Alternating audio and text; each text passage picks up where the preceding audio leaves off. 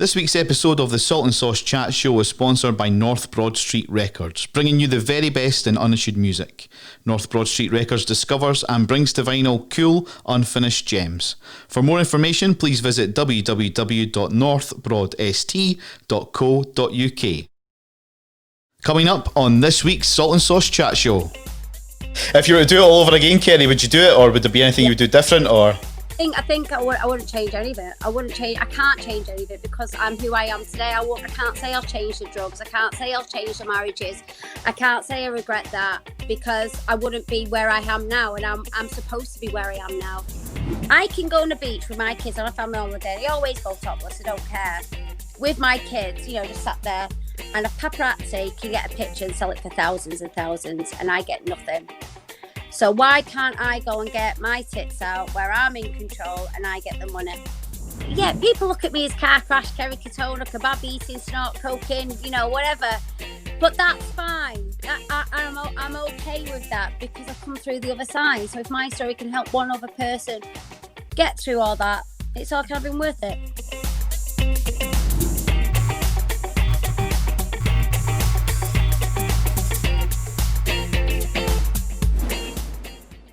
Welcome along to another lockdown edition of the Salt and Sauce Chat Show. I'm David Simmons, and on this week's show, I'm buzzing to have this lovely lady on the show. We've got Miss KERRY Katona. Kerry, thanks for coming on. Thank you for having me. Oh, you're welcome. I mean, how are you doing? Because you've been a bit ill recently, haven't you? Is that right? Yeah, I had COVID over Christmas. It was blooming awful. Honestly, I thought I was dying. Oh dear. It's been horrendous. I've never been so poorly in my life. It was awful. Do you know how you got it? Were you in contact with somebody, obviously? Do you know where and when? Or I think I've got it from DJ, my youngest. So I think she came home saying she didn't feel very well. She had a headache and she had a bit of a temperature. But at the time, the government was saying kids aren't carriers. So I'm like, oh, okay, well, it can't be that. And then a couple of days later, I started getting the and DJ got in bed with us because she wasn't feeling very well and slept with us for a couple of nights and giving her Calpol and stuff. And that's how I think we got it. And in Heidi and Max's school, in the high school, they I kept getting emails that another case had broke out. Keep your child at home. I think it came from schools. Yeah, that's not so good. It's good that you're all on the mend. Are the kids doing well as well? Yeah. Kids are all absolutely great. They all came back negative, and it was just me who was positive. How are you finding having the kids about? Obviously, we're locked down and the school's now shut. I'm surprised I'm here, actually. I'm not back in rehab, to be honest with you. That's driving me crackers. I sat down with our DJ today to do some math with her, and she's only 6. She's only key stage 2. And I was like, Ryan, you've got to come help me with this math because I ain't got a clue what any of it means. It's a nightmare. So I said to our Lily, my 17-year-old, I said, right, if you tutor our DJ 2 hours a day, I'll pay you because I don't understand any of it. And that's 6-year-old work. It's bloody hard. Yeah, that's it. I mean, I'm going to start by going back to your childhood, Kerry, if that's okay. I mean, you've been quite open about this in the media in the past. You've been in the spotlight since you were 17-year-old. Up until then, you spent time, obviously, with your mum, Nana Betty, your stepdad. Spent time with your auntie as well. Age of 13, you were in and out of foster care. How was that time for you growing up?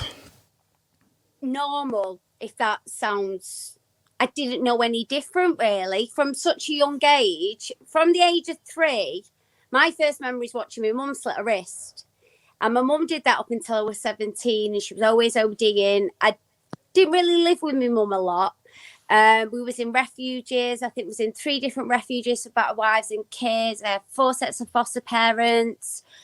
I didn't really know any different, really. So it was quite the norm, if that makes any sense. But as I got older, obviously it affected me a lot more, especially when it came to relationships for me. I think the abandonment issues kicked in, especially when it took me many, many years to work all this out. Like when my first husband left me, it was almost abandonment issues again because my mum gave me up because her fella stabbed her. She wanted to go back to him and I got put into foster home. And plus I'm an only child. I never knew my biological dad. Got no brothers, no sisters. There was that abandonment issue of always feeling alone and so desperately wanting to be loved and so desperately wanting to please everybody, that really spiraled into my adult years and the marriages and giving them babies, and I kept doing the same thing over and over and over again. But at the time as a child, and I think this is why I'm alive, I think this is why I'm so strong, I think this is why I'm so resilient, is because of my childhood. I think that's what gave me the strength of not giving up, and you can knock me down but you can't keep me down kind of thing, and keep going. And I've made many mistakes along the way, but I am a human being at the end of the day. But as a child, for me, I was a really good kid. It's just when I got an adult that I got really naughty. I was a really, really, really, really good kid. I was cheeky. I was funny. Humour's become my defence mechanism. I always entertained people. I made people laugh. Because we've been in so many awkward situations as a child with my mum that I felt like that's what I had to do. Mm-hmm. Like I'd be in a situation with like me mum and men or whatever, and I'd turn it around and trying to I don't know. It was normal. I didn't know any different. I guess until I had my own kids, and like now my kids complain.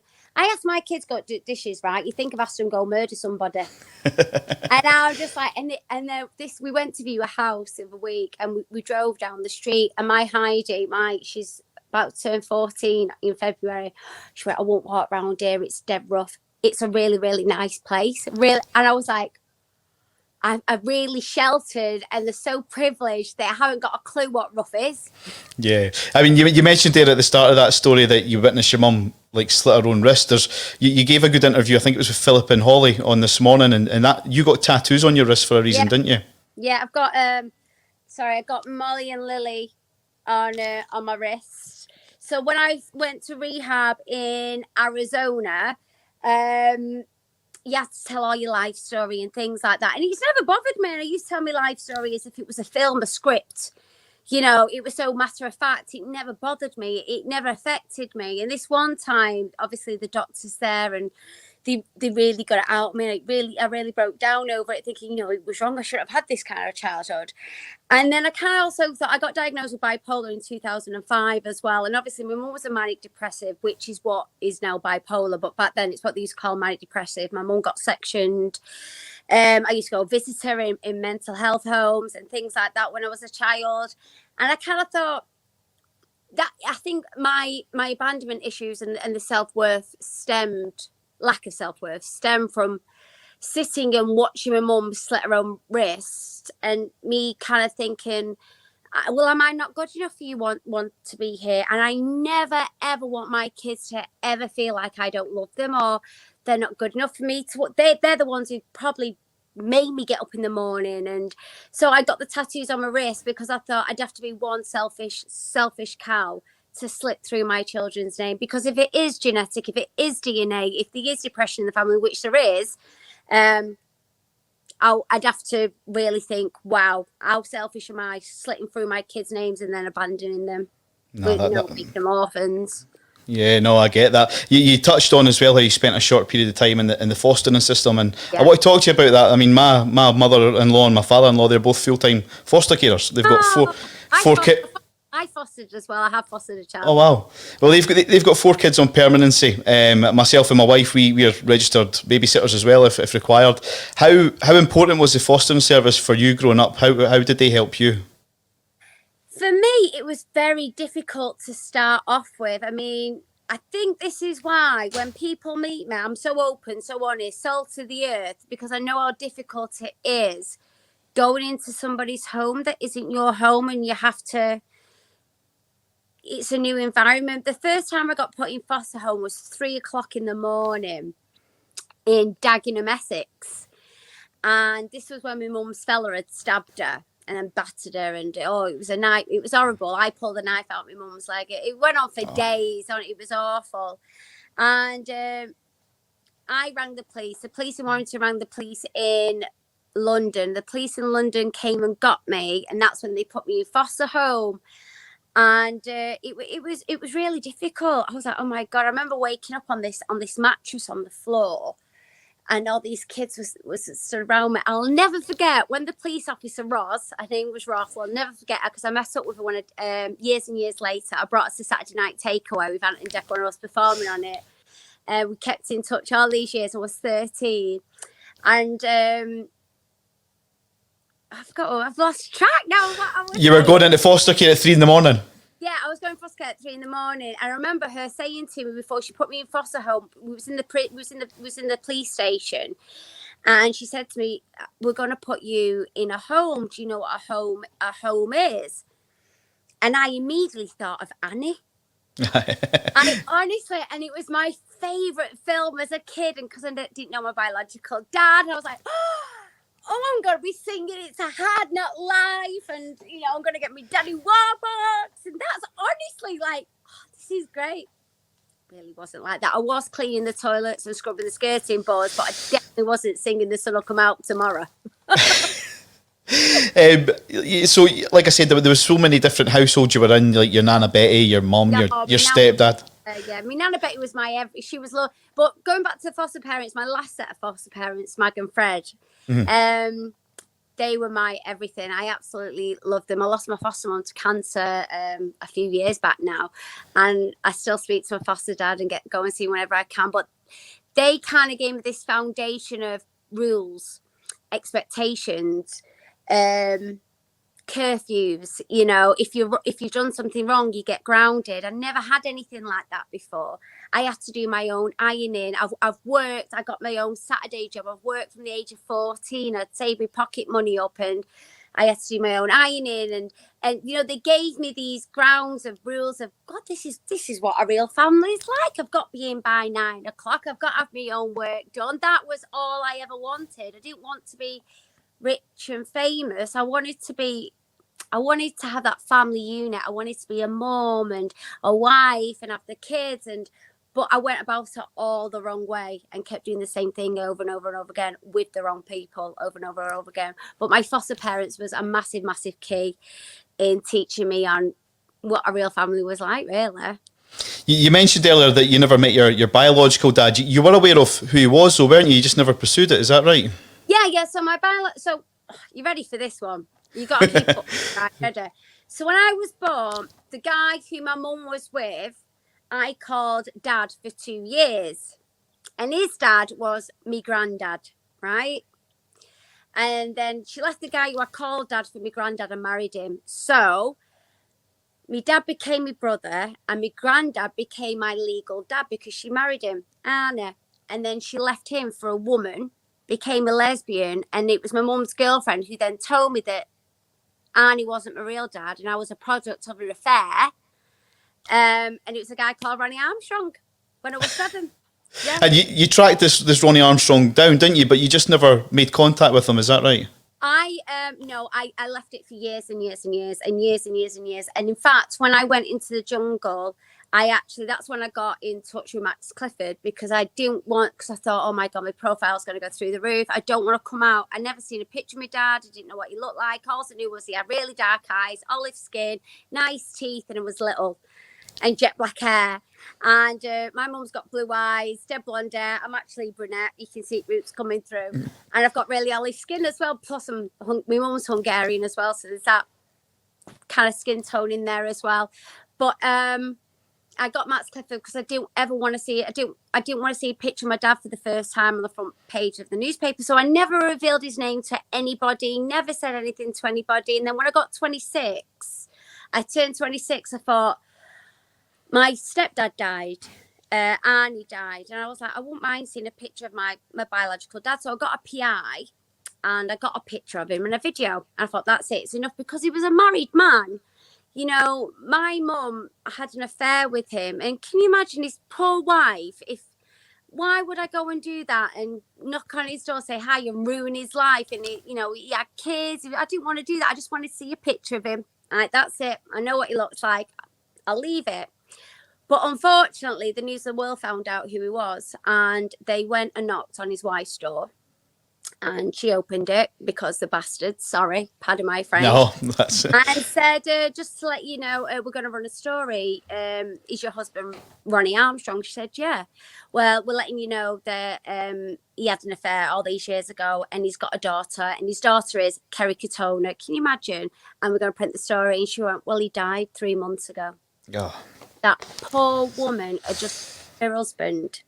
And the fucking news at world knock on her door and just destroy everything she ever thought about her husband. It was, and then I've got my agent ringing me up. I'm like, oh my god, I can't believe this. This poor woman's gonna hate me. His kids, they're all. I was more upset for this lady, for his wife, who turned out to be absolutely lovely. I went and met her. I met my brothers and my sister, and she grabbed me face and she said to me, if you'd have knocked on the door 6 months ago, I would have welcomed you with open arms. Yeah. And that's something I can never ever do, unfortunately. I got to see his ashes, I got to sit in his chair, and his family welcomed me with open arms, but I didn't really keep in touch. It was odd for me. I always had this void that needed filling, like a father figure, like a man's love. And I thought, if I'd get involved with my biological sister and brothers, and I still felt a jealousy over they had this such a normal upbringing of going camping, and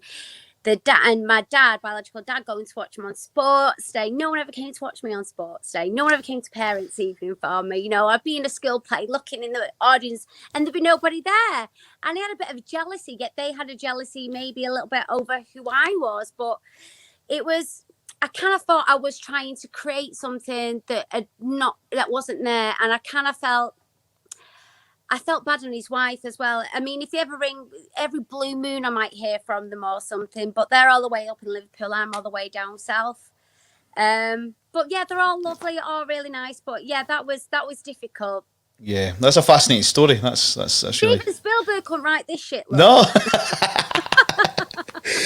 While we're still talking about your upbringing, something that maybe a lot of teenage girls can resonate with. I don't know how many of them watch the show or whatever, but you come out and said at age 14 you become obsessed with your boobs. Oh, massively obsessed with my boobs. They were great tits, honestly. They were. And I was told my nipples after 5 kids. Yeah, so I developed quite. I'm only small. I'm only 5'2". I've only got a size 3 foot. Shoe size 3. I'm actually in real life I'm really small, because on TV I think I look a bit taller. So when people meet me, they go, "Aren't you little in real life? And aren't you thin? You're not as fat as you look on telly or papers. And aren't you prettier in real life?" I think I might go for a radio job, Well, that's partly my background as well. So you see, I've got the face for it. So no. Boobs, they really developed, and they look so fake. I was a size 6 waist with a 34 double D chest, and they were so round and so perfect. And let's be honest, I wasn't going to be a scientist or a doctor, was I? You know what I mean? And I was like, right, I'm going to get my tits out. I loved getting them out. I loved it. They were great. They were really, really great boobs. And I went into page remodeling. And that's really how it all kicked off for me. Yeah, there's a story about how you took your portfolio into school. Did you show the teachers? I did. I was like, "Look at this, sir. Look at it." He's like, "I don't really think that's appropriate, Kate." I said, "But don't they look great?" I was at school. I was a really good kid. I wasn't a naughty kid. I was dead popular. I mean, I was an all right looking girl. Do you know what I mean? But I was a bit of a tomboy as well. I used to play it down because I knew the girls didn't really like me. But I had a banging body, I'm not going to lie. So I used it to my advantage. Absolutely. You mentioned that's where it all kind of started, the page 3 side of things. Before Atomic Kitten, which we'll come on to in just a second, were you in a dance group called the Porn Kings? Yeah. Am I right in saying, Kerry? Right, was this the band that had Shake Your Shimmy? I'm sure that was a Porn King song. It probably was. What it was. So this is how my career started. I was in a nightclub called Mr. Smith's in Warrington, which was a really famous nightclub. They used to do Hitman and Her TV show there. And I was in there on a night out, underage. And I was in there partying. I was only 17. And this guy called Davey T came up to me with these flyers saying, "Oh, I'm in this band. We'd love you to come for an audition. I'm in the Porn Kings." I thought, filthy bastard. You know what I mean? I was like, yeah, whatever. And I remember going home to my mum a bit tipsy to her flat, because I was in a I had my own flat by then. And I said, Mum, this bloke wants to be in the Palm Kings. My mum was like, you're not going to be no bleeding bluey. And we rang him up the next day, and I went for this audition, and they hired me. Next thing you know, 2 weeks later, I'm in Germany doing this MTV gig with 10,000 people pretending to play a keyboard and dancing like this with this like hot type pink short suit on and knee-length boots. Look at how the fuck have I end up here? And then the next thing you know, he said, look, and I was doing these little gigs all over the place. And I was on the front cover of their album on this, it was a Rolls Royce in an English flag. And because I've been modelling since I was about 3, really. And I was like modelling on this. Oh, was it a taxi? I can't remember. I was on their album cover in the dance chart things. And then he said, look, you've got something. He said, I think you need to meet this man, Andy McCluskey. He's starting up this girl band. I've never been for an audition in my life. All right, then I'll come along. And I took my portfolio of all my page 3 photographs. Didn't have a clue who all Cash Manoeuvres in the Dark were until he gave me his album. When I left and played, I went, oh my God, Mum, I've just been sat with him. And I sat down with him, Stuart Kershaw, Martin O'Shea, Andy McCluskey, told loads of rude jokes, had a laugh and a giggle, sang a few songs, and they actually based the band around my personality, and I was a founder member of Atomic Kitten. Yeah, that's brilliant. I mean, you were in Atomic Kitten from 1998 to 2001. You had singles Right Now, See Ya, I Want Your Love, Follow Me, and partly Whole Again as well.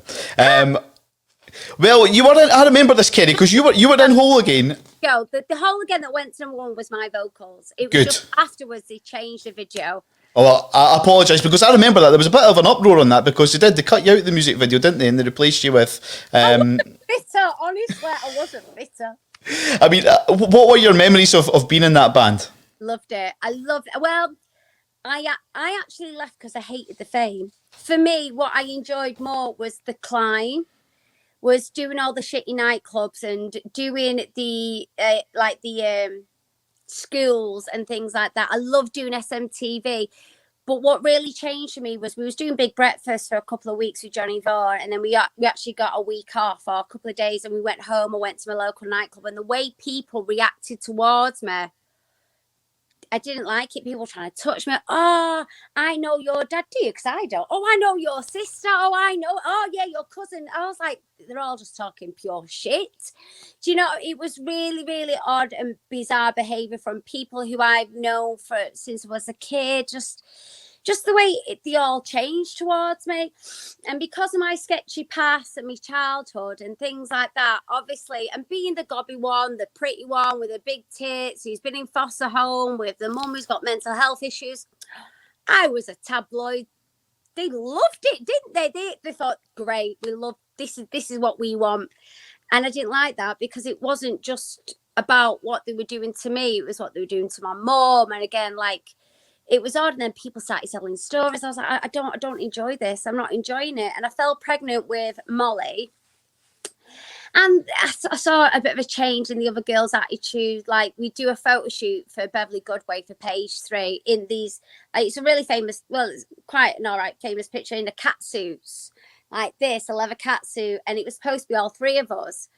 And we got up the next day to get the newspaper.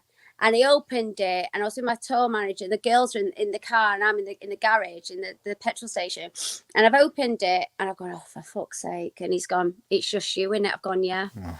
I didn't want to get in the car. I was like, what am I going to say to it? Oh, my God. And I was like, I'm not telling him to use me. And then we'd do, like, SMTV, and they'd always use me for chums. And I was like, you do the part. I'm not interested. You do it. And I fell pregnant. I went, you know what? I just want to be a mum. I just want to be a mum.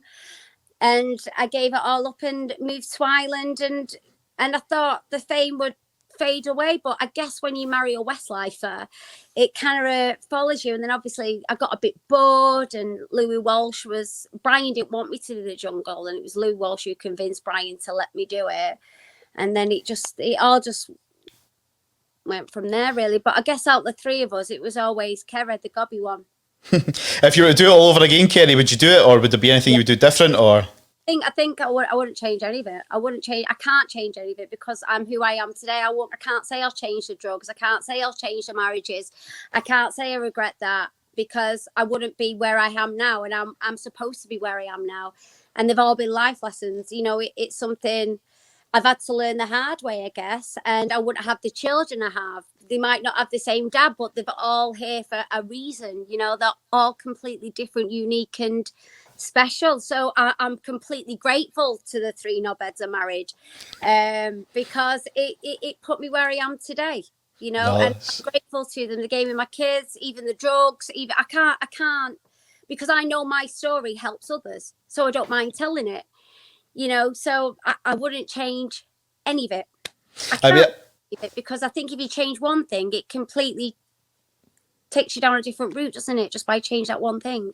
Yeah, absolutely. While we're still talking about the Atomic Kitten days, in 2013 you took part in the big reunion show with Atomic Kitten. You had the likes of 911, Five, Bewitched, The Honeys, Blue, Liberty X. How was it after such a long period? I think it was maybe 12 years meeting up with the girls again and sort of rekindling the old days, if you like. How was that? I was so nervous, so nervous, because I wasn't the singer, let's be honest. I was a good-looking one with the big tits, wasn't I was a gobby one. You know, I wasn't the greatest singer in the world. I knew that. I can hold a note, but I was so nervous because even though I was a founder member of Atomic Kitten and I called as Atomic Kitten, it didn't feel like it was a part of my band anymore, which it wasn't. It was Tashless and Jenny, and I kind of felt a bit of an intrusion going into that part. But a lot of people even say you think of Atomic Kitten, you think of Kerry Katona. That's what you think of, and that's not me. I'm just repeating what people tell me, but I felt like a fraud. I actually felt like a fraud. But the reaction that I got from the crowds, the audience, the fans was I mean, I nearly cried every night. Oh my god! Oh my god! It was so amazing. There's a video on YouTube where we're in Manchester at Christmas, and it comes to my talking part. And the crowd just goes, it's unbelievable. And for me, that was a room just full of love and support. And it was so emotional, because I think the one thing I've always ever wanted was to be loved. And I've gone about it the wrong way sometimes to try and please everybody. I mean, my longest relationship I've had has been with the papers and with my fans, you know, and that's how it's been. It's been a marriage in itself, the highs and the lows, the ups and the downs. And so to get that response to what I got from everybody was just it was so lovely. It was so nice. And then they kicked me out again. Still getting out loudest cheers. Do you still keep in touch with the girls today, or? Oh, I've got it. It got a bit bizarre. We went on tour in Australia. Me and Tash had a bit of a falling out, but we made up the next day. We carried on doing gigs over in England, and then Natasha said she'd had enough. She didn't want to do it anymore. And then a story came out in the paper that we'd split, and I was like, no, we're not split. We're just doing our own thing for now. And then it turned out the other 2 girls carried on gigging. I was gutted. Enjoyed being on stage. I'm a show off. But I wish them all the very best. I love the girls to bits. Last time I heard of the girls was when my husband died nearly 2 years ago. They sent a message, but I haven't spoken to him since. I have tried to reach out, but I've not heard out. Yeah, I wasn't really going to mention that at all, Kerry, but how was that time for you? That must have been hard. Awful, horrendous. Probably one of the worst times I've ever been through. Yeah. It wasn't nice at all. We've talked about Atomic Kitten, we've talked about your upbringing. Obviously, you were the first ever Queen of the Jungle in 2003 when you went into I'm a Celebrity. How was that for you? Because, there was a record 14 million people watched you be crowned. It's never been beaten. It's funny you say that, because I said to Ryan the other day, Ryan's over there. Ryan. I said to Ryan the other day, I said, you know that, because obviously I watched the last I'm a Celebrity, and it's one of the records, and to think that many people watch is absolutely mad. But that for me is one of the most loveliest memories ever. And the reality shows that I do take part in, for me, I wanted a lifetime opportunity. I'm this kid from a council estate. He was in foster home. He was getting her tits out for a living, which I still do now, to be honest. We'll come on to that. subscribe. And for me, that was these shows that I do. They're all once in a lifetime opportunities. It's like, wow, I lived in the jungle. Wow, I just done Celebrities on the Farm. I did. Torval and Dean taught me how to ice skate. Oh my goodness, I was in Big Brother. For me, they're all amazing, amazing opportunities, and what a great experience. Because I don't look at myself as a Z-list celebrity. There's not a letter in the alphabet for me. I don't look at myself. I just think, wow, I'm so lucky. Oh my God, and I did lucky to be able to do this. I'm like, I can't believe I'm doing this. It's all been a great, great experience. And I think a lot of people given that opportunity to do something like that will go, yeah. Absolutely. I paid for doing it, so I'm even more blessed. I mean, that was probably the most famous year if you think about it. I mean, that was the year that Katie Price and Peter Andre got together. On last week's show, we had a fellow campmate of yours with big Neil Razor Ruddock on the show last week. Razor and Neil. I actually spoke to him not long ago on Instagram. Yeah, I love Neil. He was like a big brother for me. I loved him. I hope he said nice things about me. Absolutely, yeah. No, I mean, I watched back a lot of it because I knew we were doing this interview, and he's got his arm around you as obviously, like you say, the big brother figure. Yeah. There was a few characters in that camp. Do you recall any instance? Johnny Rotten, yes. For me, I tell you who got on my tits a little bit towards the end was Charlie Brockett. He sat, because he had it in for Jenny Bond. He had it in for her, and he won't let me help on one of the trial things. Annoyed me. But no, I loved him. He came and stayed with me and Brian, actually, after the show in Ireland. Everyone was lovely. And to actually watch Kate and Pete, fall in love. Well, I say fall in love. I just found it dead cringy. Really? It was like, oh my God, Pete, what are you doing now? But I mean, I'm still really good friends with Kate and Pete. We still all speak. Princess comes and stays, and Heidi goes and stays with Princess. So yeah, I still talk to him. Like you said as well, you've taken part in other ones like Big Brother and Dancing on Ice as well. Would you ever do Strictly if the offer came? God, yeah, definitely. Why wouldn't I? You get so many people, oh, here we go, should do out for money. Well, don't you get up in the morning to go to work for money? I'm just really lucky and really blessed that I get this opportunity to do these amazing TV shows. Yeah, but I in fact, Celebrities on the Farm come out the end of this month on MTV, which I've just took part in as well, so make sure you watch that. And then there's another big reality show in April.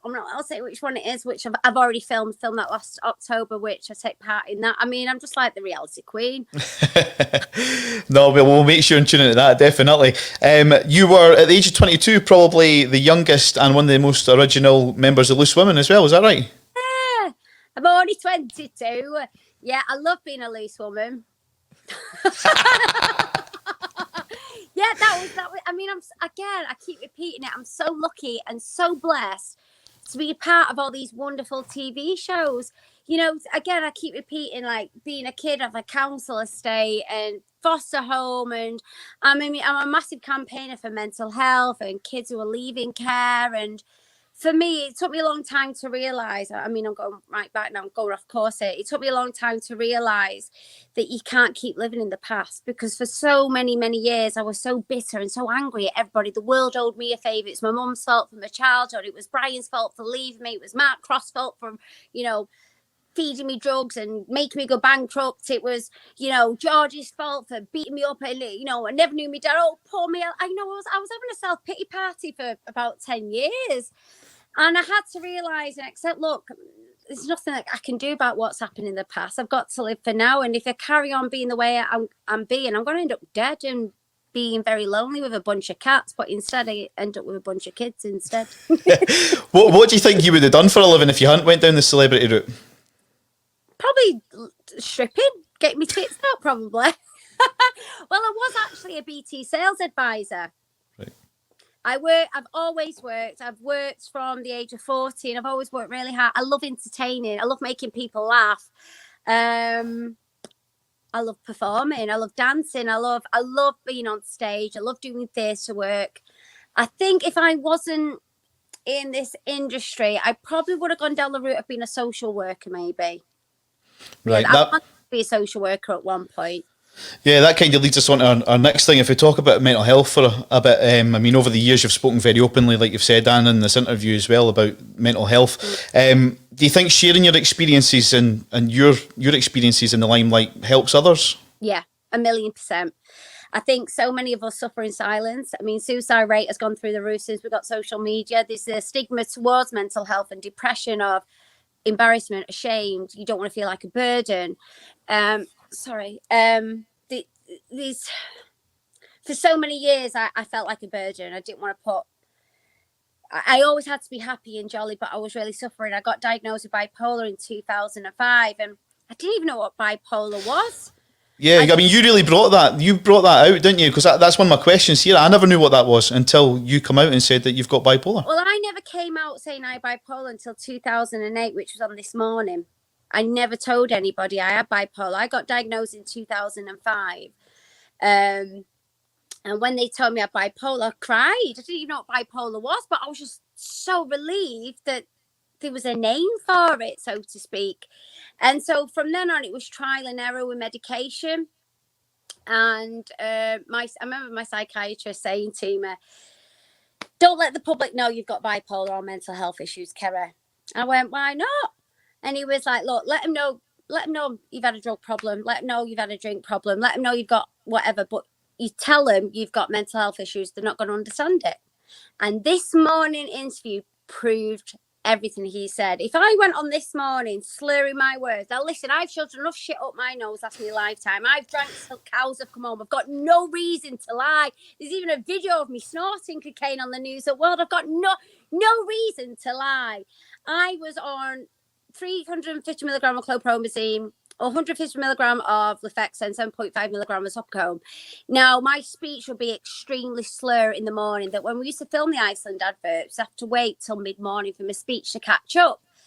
And I went on This Morning, didn't think anything of it. There was absolutely nothing wrong with me. It was just a side effect from my medication. The night before, I filmed Celebrity Juice with Holly and Keith Lemon and Paloma Faith. Absolutely fine. Went bed at midnight, took medication really late. Got up the next day, sat down, started talking, and I didn't actually think there was anything wrong with me because we was all so used to my speech.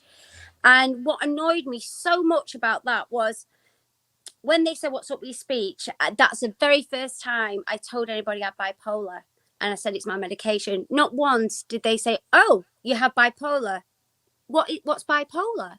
Explain to us what bipolar is. And this is a side effect to your medication, is it? And what's the medication you're on?" No. They didn't say that to me. They just went, "Oh, right, it's just your speech is a bit slow. You're alcoholic." What? No, I'm absolutely fine. I've had my medication last night. Completely panicked, didn't I, Mark? You know, it was so scary. The next day, I got home that evening. It was camera crews, press outside my house, a front page of papers the next day.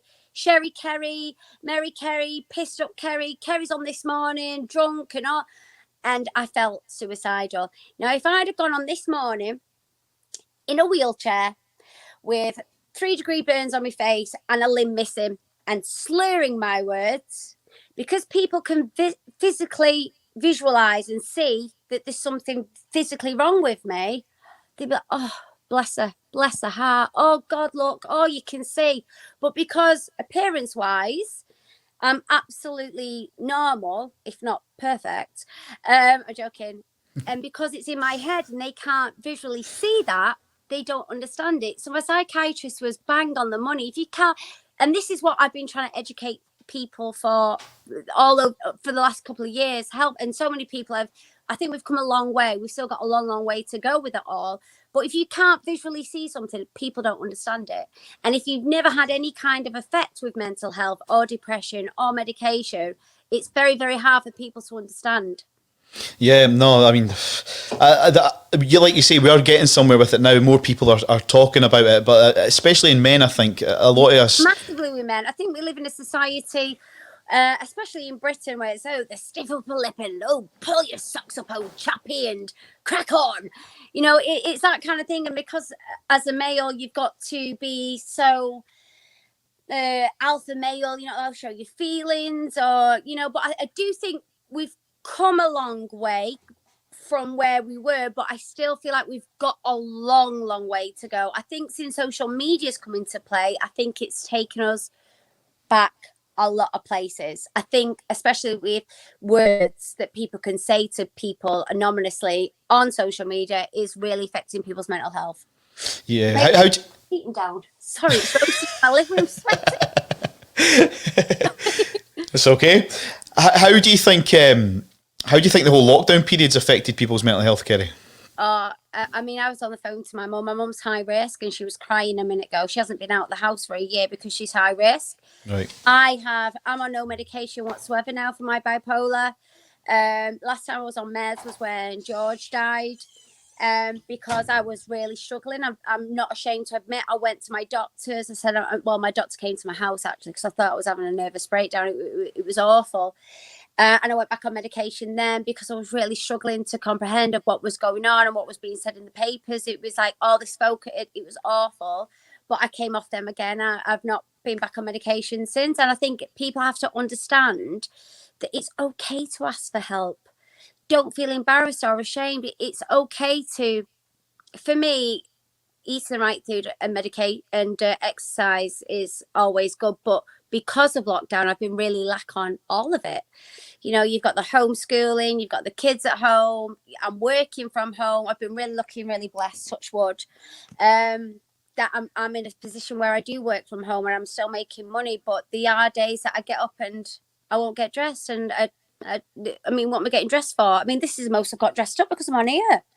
You know, I'm normally getting dressed up. What, to go in the kitchen? Oh, let's go to the dining room. Hey!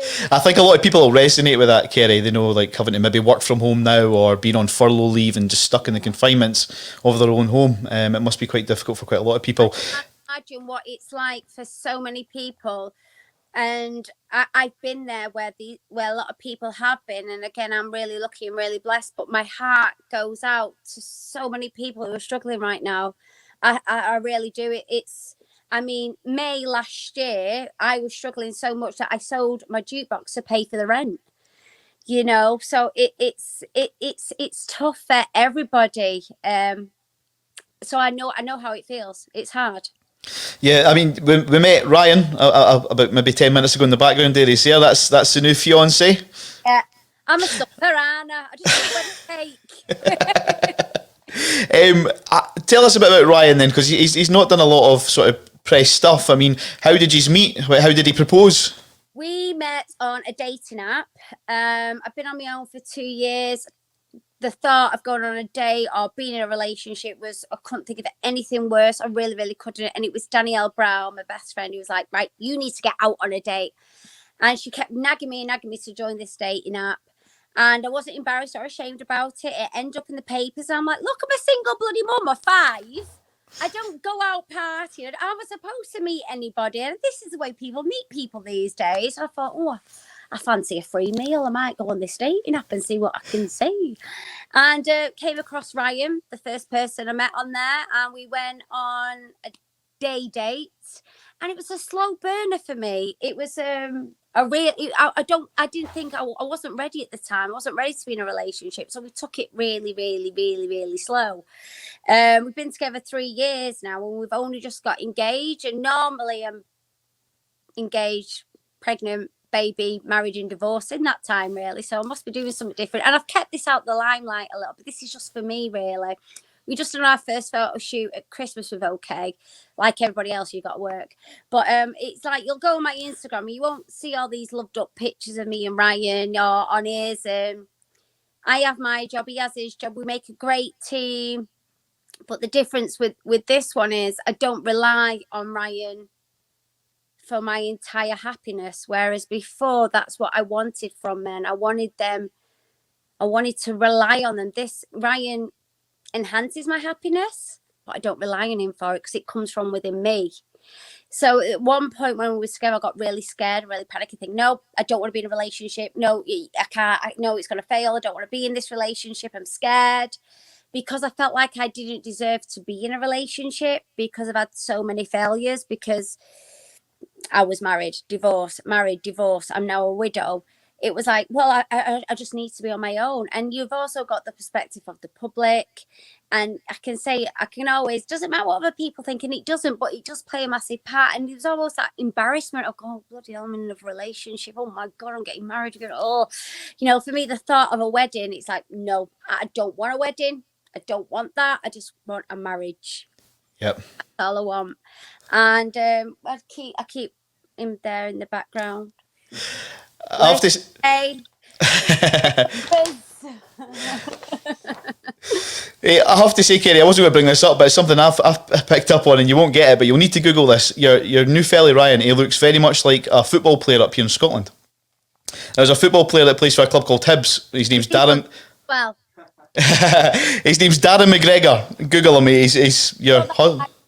He's going to Google that now. Darren McGregor, absolute doppelganger. Now, I've wrote down here in writing, don't be a pussy. Ask this question, okay? Go on. You're on OnlyFans. Yeah. You touched on that earlier. What made you get involved in that? Money in lockdown. And for me, it was... I used to be a lap dancer, a fully nude lap dancer. And for me, I was with this management. I wasn't happy with the management. They wasn't getting me any work. And I can go on the beach with my kids on a family holiday. I always go topless. I don't care. With my kids, just sat there. And a paparazzi can get a picture and sell it for thousands and thousands. And I get nothing. So why can't I go and get my tits out where I'm in control and I get the money? Absolutely. I get that. And I do photo shoots all the time with magazines, in bikinis, in sexy underwear, and then the management gets percentage. They get a cut. I thought, you know what? I said to her, am I doing OnlyFans? He went, well, do it. And I do OnlyFans, and I love it. I absolutely love it. I feel really empowered. I feel really in control of everything. I feel flattered that so many people are on there wanting to. After 5 kids, I'm not too sure, to be honest with you, but each their own. Do you know what I mean? After 5 kids, you don't want to see down there. I don't go that far. Touching on mental health, you mentioned the word exercise. Now, Ryan is a PT. Am I right in saying you're venturing on this together? The new MFit. Yeah, that's right. So, for me, exercise changed my life massively. And I think, and that's another thing with mental health as well, and exercise. People think you've got to hours here and hours there, in the gym and do all that. And you really, really don't have to do it like that. And Ryan has been a massive, massive support when it comes to my mental health and overall of well-being and exercise and nutrition. And so we went down the journey together, and I was doing so many videos and people were like, why don't you do it? And I know so many people who have mental health, exercise, the endorphins that go to your brain completely. I got up this morning, I did some yoga, did some of the MFit stuff and felt amazing straight away. And it's better than any drug. And believe me, I've took them all, so I should know. So what is MFit? Is it like a platform where people can go on and watch sort of routines or? Online, so you can do all your progress on there. We've got programs on there that suits everybody. Let us know what you're looking for and what you want to do. Put your foods on there. Go and check it out. It's brilliant. So is it just So also as well, we're also about to launch our dating app as well, called Marnie, because we met on a dating site, didn't we?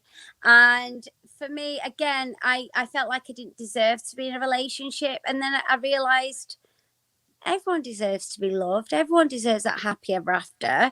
But I know so many other people who have been in my position think that they need to be on their own forever because it didn't work out. And the craving that love, the craving to hold somebody's hand or come home and say, oh, this is what I've been up to today.